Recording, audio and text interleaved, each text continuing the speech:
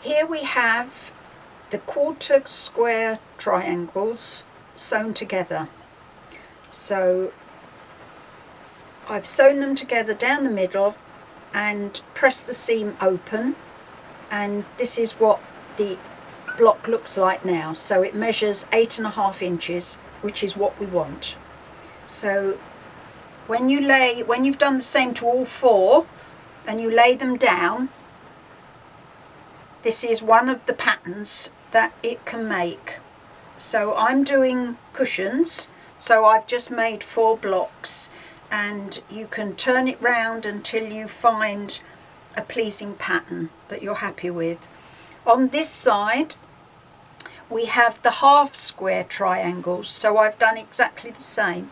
I've sewn each side of the line, I've cut down the middle, I've pressed the seams open, and here I have my 4 blocks, and that is the pattern that I'm happy with.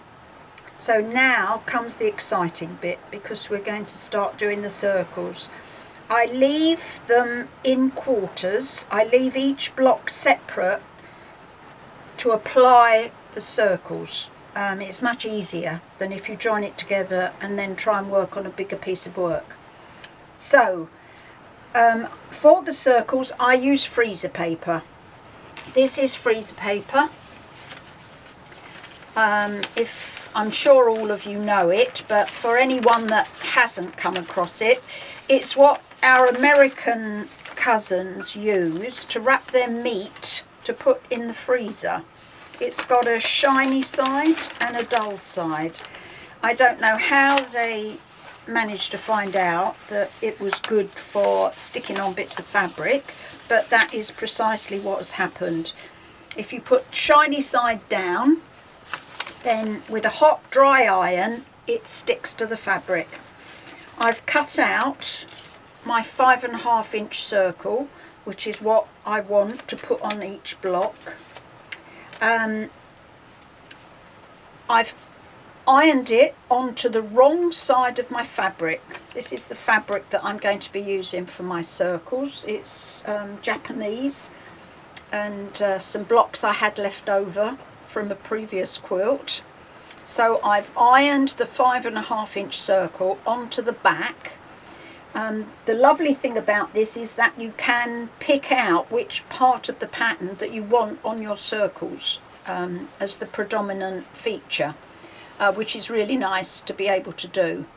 So once you've ironed that onto your fabric, you cut it out with your seam allowance. So you add your seam allowance now, and you can just cut it out by eye, about 1/4 inch.